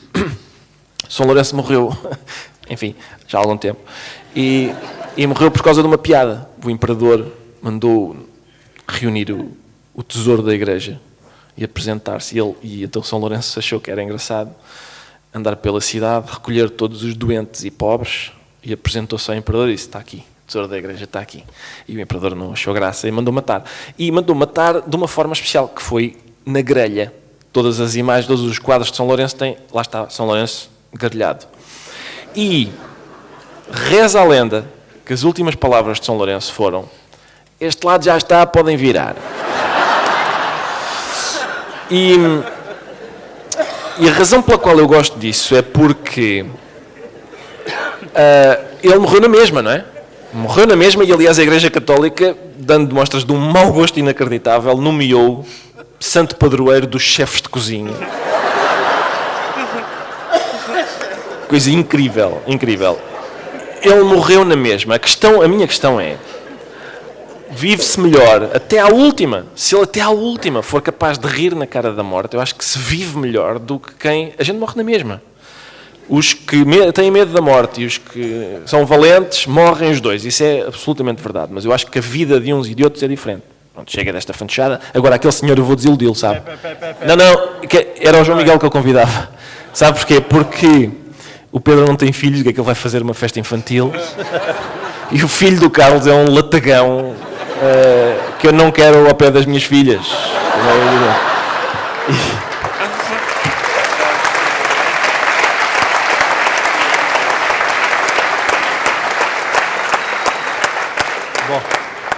Hashtag passei as últimas palavras, mas de qualquer forma eu acho que fica impecável acabarmos com as palavras do Sr. Moderador, que desta vez perdeu o emprego e temos que ser solidários para com ele. E havia uma pergunta para o Carlos que era sobre as sombras que algum dia poderão ter existido ou caído sobre o Governo de Sombra depois dele ter terminado. Conta coisas, Carlos. Eu quero agradecer àquele senhor, antes de mais, a hierarquia que estabeleceu nesta mesa e que, como se viu depois desta digressão pela geografia e pela mitologia grega, se percebe que faz todo o sentido, não é? Acho que o senhor, se calhar, vai querer rever a sua hierarquização depois disto. Ora, está a ver, mas, em relação a sombras no Governo de Sombra, há 2 episódios que eu posso contar. Um deles, que até perguntei aqui ao nosso tutor se poderíamos revelar, acho que sim. Já lá vou. O primeiro é um momento que talvez tenha sido assim, o momento mais crispado. Há alguns, às vezes, no carro, quando vamos a caminho. Normalmente o Ricardo vai por conta própria e nós 3, eu, o Pedro e o João Miguel, vamos no mesmo automóvel para as gravações ou agora para os diretos do Governo Sombra. E há sempre grandes... Eu vou no meu helicóptero, é por isso. Não é que a questão é... As estrelas gostam de ser solitárias. Eu moro perto do estúdio e por isso não faz sentido. Mora perto do estúdio e às vezes chega atrasado à emissão em direto. Mas nós temos assim sempre umas discussões acaloradas, mas que nunca passaram disso, de momentos um pouco mais acalorados. Exceto uma vez em que, por uma discussão que tinha a ver com a divulgação de um e-mail no Diário de Notícias, depois do programa, eu vi o caso muito mal parado, porque pensei que o Pedro Mexia e o João Miguel Tavares iam pegar-se à pancada. Eu nunca vi o fleumático Pedro Mexia tão fora de si como nesse dia. Não sei se foi alguma coisa que ele tinha... era ele que me queria bater. É verdade. É verdade. O manso João Miguel Tavares sentiu-se, de facto, num momento ali de aperto em que o Pedro Mexia perdeu a tramontana, mas foi a única vez, o seu lado viking, foi a única vez em que isso aconteceu. Agora, em relação a coisas que tenham acontecido no programa e que nós não devêssemos contar, mas que eu vou contar, há apenas um episódio, nós o programa é público e nós fizemos durante muito tempo gravado e agora é em direto, mas nunca nos coibimos, especialmente na linguagem, nas referências a personagens públicas, a figuras públicas. Para choque do João Miguel Tavares, até numa certa altura o Ricardo Araújo Pereira fez piadas com a sua própria mãe, o que levou o João Miguel a pensar que ele era um selvagem. Já não me recordo exatamente da piada. Atenção, a piada é sobre a minha insensibilidade, não é sobre a minha mãe. Então, a piada era, eu chego a casa e o meu pai diz-me, acho que era isto, e o meu pai diz-me, fomos ver o Benfica, vamos ver o empate do Benfica, a tua mãe caiu e partiu uma perna. Eu disse, o Benfica empatou! O João Miguel achou isto de muito mau gosto e pensou que estava na presença do João Social. Não era uma perna partida, era mais grave. Era mais grave. Já não me recordo bem. Quanto mais grave, mais graça. Eu tenho esta vantagem da desmemória, porque depois não me recordo dos episódios concretos. Mas há um episódio, no período em que nós gravávamos o programa, que foi a única vez em que nós cortámos um pedaço daquilo que tinha sido dito. Foi uma piada do Ricardo Araújo Pereira. Pois foi. A propósito, curiosamente, do atual Primeiro-Ministro. Na altura, nem sequer era o líder do PS, era Presidente da Câmara de Lisboa, e já não me recordo de modo nenhum qual foi o pretexto para aquilo, mas o Ricardo solto. Recordas-te? Pedro Mexia, lembra-se. Queremos saber. Vamos querer saber. O Ricardo larga esta pérola. Não, era para saber o que é que acontecia se os políticos perdessem umas eleições. Vários políticos estavam a se candidatar a eleições. Santana Lopes, o que é que acontecia? Eram autárquicas, não era? Eram autárquicas. O que é que acontecia se Santana perdesse as eleições? Dá-nos qualquer coisa. O que é que acontecia se António Costa perdesse umas eleições autárquicas que se candidatava à Amadora? Não, foi à Amadora? Não, já era em Lisboa. Já era Lisboa. Pronto, e o Ricardo, se quiser contar. Atenção, eu já não esta parte disso. Foi editada, foi a única vez. A questão era o que é que eles iriam fazer se a vida política de repente estivesse. Eu disse apenas 2 palavras e nem sequer estão completas. sobre o que é que António Costa, se vamos supor, perdi a candidatura à Câmara, o que é que ele vai fazer? Eu disse apenas, quefro.